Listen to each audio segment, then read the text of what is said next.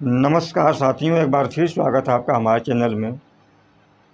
देखिए, बिजनेस चाहे छोटा हो, बड़ा हो, चाहे छोटी सी दुकान हो, चाहे किसी भी चीज़ की हो, या चाहे कोई बहुत बड़ा शोरूम हो, वो एक सेल्स के ऊपर ही टिका होता है। और सेल्स के ऊपर जो है तमाम तमाम पुस्तकें भी लिखी गई हैं। एक पुस्तक है जिसका नाम प्रभावशाली सेलिंग के सूत्र जो है, और इसको लिखते हैं जो जिराई नाम के व्यक्ति लिए।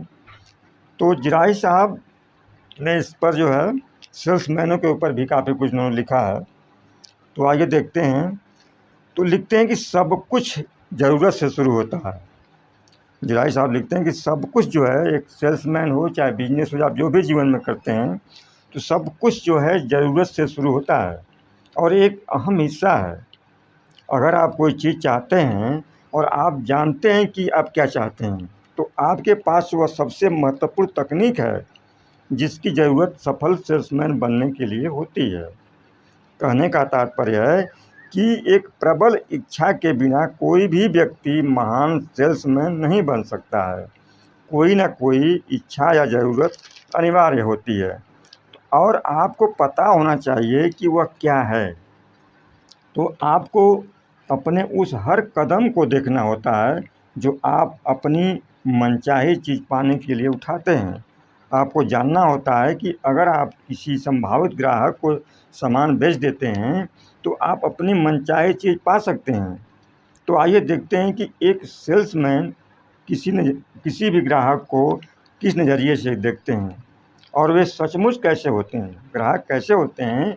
लेकिन एक सेल्समैन भले ही उन्हें अलग ही प्रजाति का मानता हो, समझता हो, लेकिन ग्राहक भी इंसान होते हैं। जिराई साहब कहते हैं कि ग्राहक भी इंसान होते हैं, उनके अंदर भी एक जैसी भावनाएं होती हैं, ज़रूरतें होती हैं। तो सेल्समैन देखिए पेशेवर होते हैं, उनका समय मूल्यवान होता है, और हर दिन बहुत से ऐसे लोगों से टकराते हैं जो उनका समय ख़राब करने के अलावा किसी चीज़ के बारे में गंभीर नहीं नज़र आते हैं। तो समस्या दरअसल यही है, और इसी वजह से कुछ सेल्समैन उन्हें बेवकूफ़ भी कर देते हैं। जब भी कोई ग्राहक, जिराई साहब कहते हैं, जब भी कोई ग्राहक किसी शोरूम के अंदर आता है तो वह थोड़ा घबराया होता है, क्योंकि वो पैसा बड़ी मेहनत से कमा कर जोड़ा होता है और उसे लगता है कि सेल्समैन उसे लूट लेंगे।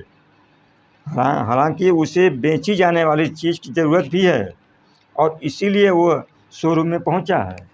दूसरी तरफ सच्चाई ये भी है कि संसार में सेल्समैनों की छवि बहुत अच्छी नहीं है, क्योंकि हर व्यक्ति एक दूसरे को बताता है कि सेल्समैन आपसे बहुत पैसा ऐंठने की कोशिश करते हैं। हर एक की जान पहचान का कोई ना कोई समाज के अंदर होता है जो ज़्यादा सस्ते में या थोक के भाव में सामान दिला सकता है अपने जानने वालों को। तो यह किसी भी उद्योग की बहुत बड़ी समस्या होती है, क्योंकि फिर सभी लोग यही सोचने लगते हैं कि उन्हें जो है उनकी मनचाही चीज़ वाजिब दाम पर नहीं मिलने वाली है, और इसी बात से वे घबराते हैं। दुकान के अंदर घुस जाने के बाद भी अपने भीतर इस तरह की घबराहट महसूस करते हैं जैसे कि उनके अंदर डर और अविश्वास भरा हुआ है। सेल्समैन उनके साथ जो भी कुछ करने की कोशिश करें, अपनी रक्षा करने के लिए ग्राहक कुछ भी करने और कहने को तैयार रहता है।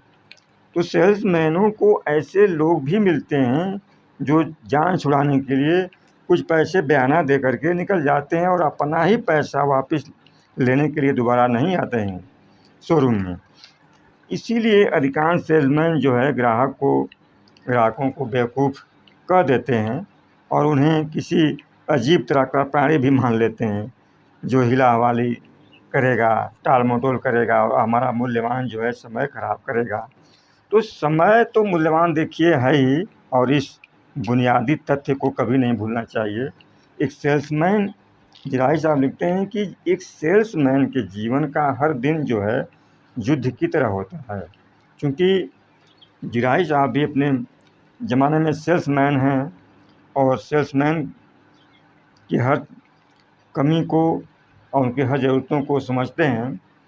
तो एक उन्होंने लिखा है कि एक सेल्समैन के जीवन का हर दिन जो है युद्ध की तरह होता है, क्योंकि संभावित ग्राहक अक्सर उन्हें शत्रु समझता है और वह सोचता है उनके कि वे उसके पैसे जो है ऐंठना चाहते हैं, और सेल्समैन सोचता है कि यह हमारा समय बर्बाद करने आया है। लेकिन अगर आप इस स्थिति को ही छोड़ देते हैं तो आप मुश्किल में हैं, क्योंकि ग्राहक आपसे शत्रुतापूर्ण महसूस करता रहेगा और आप भी। तो दोनों ही तरफ से झूठ बोले जाएंगे और एक दूसरे को चकमा दिया जाएगा, तो शायद वे आपसे सामान खरीद लेंगे या शायद ना खरीदें। लेकिन अगर दोनों ही तरफ शत्रुतापूर्ण भावनाएं सक्रिय रहती हैं तो परिणाम को लेकर के कोई भी अच्छा महसूस नहीं करेगा, बिक्री की संभावना भी बहुत अच्छी नहीं रहेंगी। तो सवाल ये है कि क्या करें? बेचने के इस युद्ध में ग्राहकों और सेल्समैनों के बुनियादी नज़रियों पर ध्यान केंद्रित करना होता है। उन संभावित ग्राहकों को भूल जाइए। जिराई साहब कहते हैं कि एक बात समझिए कि उन संभावित ग्राहकों को भूल जाइए जो सचमुच बेवकूफ़ होते हैं, और उन लोगों को भी भूल जाइए जो खुद को सेल्समैन कहते हैं लेकिन हर मिलने वाले को इसीलिए धोखा देना चाहते हैं क्योंकि वे अपनी भावनात्मक समस्याओं पर काबू नहीं रख पाते। हम यहाँ उन लोगों की बात करेंगे जो खुद को संजीदा और समर्पित पेशेवर सेल्समैन मानते हैं। एक बात और समझ लें कि कोई भी ग्राहक बेवकूफ़ नहीं होता है। जिराई साहब कहते हैं कि देखिए, कोई भी ग्राहक बेवकूफ़ नहीं होता है, वो भी एक इंसान होता है जो पैसे के लिए कड़ी मेहनत करता है और आपसे कोई चीज़ खरीदने में उसकी सच्ची रुचि होती है। हर व्यक्ति के बारे में आपकी पहली बुनियादी मान्यता यही होनी चाहिए। जब आप सोचेंगे तो आपको खुद समझ जाएंगे कि वे आपसे डरे हुए हैं, अपने खरीदने के फैसले को लेकर भी आपके साथ युद्धरत हैं, और आप चाहे माने या न माने, आप भी उनके साथ युद्धरत हैं, और यह एक अच्छा नज़रिया नहीं है। लेकिन आम तौर पर देखिए, सच्चाई यही होती है। इस सच्चाई से आप निपट सकते हैं और हर एक के लाभ के लिए इसका इस्तेमाल कर सकते हैं। अगर समझ लेते हैं कि उस ग्राहक के दिमाग में क्या चल रहा है, तो आप उस युद्ध को जीत सकते हैं और ग्राहक को एक मूल्यवान अनुभव में बदल सकते हैं। ग्राहक के डर को ख़त्म करके उसकी बिक्री करके ऐसा कर सकते हैं, अपनी बिक्री करके ग्राहक को, जैसे गिराई साहब कहते हैं कि ग्राहक के डर को पहले ख़त्म कीजिए। उसके अंदर जो भी डर है, चाहे जैसे भी हो, कोई भी उपाय करके आप उसके डर को ख़त्म कीजिए और अपनी बिक्री करके आप ऐसा कर सकते हैं। देखिए, सोचने में कोई बुराई नहीं है कि बेचने की स्थिति युद्ध जैसी होती है, ठीक है। देखिए, हम सभी के अंदर देखिए क्रोध और डर की भावनाएं होती हैं। किसी भी सेल्समैन के लिए उसकी अच्छी बिक्री वही होती है जहां ग्राहक संतुष्ट होकर के दुकान से बाहर जाए और अपने मित्रों, रिश्तेदारों, सहकर्मियों से आपकी तारीफ़ करे। अच्छा सेल्समैन वही होता है जिसके पास आकर ग्राहक ज़रा भी घबराता नहीं है, क्योंकि अधिकांश लोग यही कहते हैं कि सेल्समैन अपने ग्राहकों का शोषण करते हैं। तो याद रखें कि अंदर आते समय ग्राहक चाहे जो भी हो, बाहर जाते समय वह आपका मित्र बनकर ही निकले, क्योंकि इसके बाद वह आपके लिए काम करेगा। इसके बाद आपका जो ग्राहक आपसे संतुष्ट होकर बाहर निकलता है आपके दुकान से, आपके शोरूम से, तो वो आपके लिए काम करेगा। जिराई साहब कहते हैं कि आपका 70% कारोबार पुराने ग्राहकों की बदौलत ही चलता है। ये बहुत बड़ी बात है, इसको आप अपने दिमाग में फिट कर लें कि 70% कारोबार पुराने ग्राहकों की बदौलत ही चलता है। जब भी किसी ग्राहक के सामने हों, अपनी भावनाओं को व्यवस्थित करने की कोशिश करें। हो सकता है कि उसकी कोई बात आपको बुरी लगे, आपको उसका व्यवहार गलत लगे, अच्छा ना लगे, लेकिन आप जान लें कि किसी डरे हुए इंसान को आप सामान नहीं बेच सकते। जब भी किसी से मिलें, इसी विचार को दिमाग में रखकर शुरू करें। आपके सामने एक युद्ध है, ठीक है, आपके ग्राहक के साथ और अपनी खुद की भावनाओं के साथ। ना भूलें कि आप कौन हैं और ग्राहक कौन है, ना भूलें कि आप दोनों ही वहाँ पर क्यों हैं।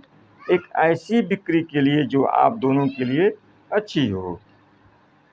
आप अपने बारे में कैसा भी महसूस करें, गिराज साहब कहते हैं देखिए आप अपने बारे में कैसा भी महसूस करें, चाहे जिसके साथ रहें, लेकिन अपनी भावनाओं को अपने पैसे के आड़े मत आने दीजिए। आप एक कारोबार में हैं, एक पेशे में हैं। ये संभावित ग्राहक जो है आपके लिए संसार में सबसे महत्वपूर्ण चीज़ हैं। ये व्यवधान या मुश्किलें नहीं हैं। ग्राहक जो है आपके लिए व्यवधान या मुश्किलें नहीं है, उनसे तो आपकी रोजी रोटी चलती है। अगर हमें इस कठोर कारोबारी सच्चाई का एहसास नहीं है तो हम नहीं जानते कि हम क्या कर रहे हैं। मान लें कोई ग्राहक अंदर आता है, उस वक्त आपकी मनोदशा खराब है, इसलिए आप उसके साथ बुरा सलूक करते हैं और झुँझला करके और बाहर चला जाता है। लेकिन आपको शायद यह पता न हो कि वह व्यक्ति कितने लोगों के संपर्क में आएगा। इजराइल साहब कहते हैं यहाँ पर कि एक औसत व्यक्ति, बिल्कुल औसत व्यक्ति की अपने जीवन में 250 लोगों के संपर्क में तो रहता ही रहता है। तो जो कारोबारी लोग तो पता नहीं कितने लोगों के संपर्क में रहते होंगे, जो कारोबारी हैं जो ऐसे लोग हैं तो बहुत लोगों के संपर्क में रहते होंगे। तो आपने एक व्यक्ति को नाराज़ किया, अपनी दुकान में, अपने शोरूम में एक व्यक्ति को नाराज़ करके वापस किया, तो लगभग 250 लोगों को नाराज़ किया आपने, ये मान लीजिए। वहीं अगर एक व्यक्ति को आपने संतुष्ट करके भेजा है तो अपने धंधे से, तो आपने 250 लोगों को संतुष्ट कर दिया। ये बुनियादी चीज़ें हैं और इस बुनियादी चीज़ों को आपको समझना चाहिए। तो इस वीडियो में हमने आज जो है बुनियादी चीज़ों पर बातें कुछ की। अगली वीडियो में हम कुछ सेल्स के ऊपर एक बहुत रहस्यमय सूत्र बताएंगे जो गिराज साहब ने अपनी पुस्तक में लिखा है। बहुत अमूल्य जो सूत्र हैं उसकी बातें हम करेंगे। धन्यवाद।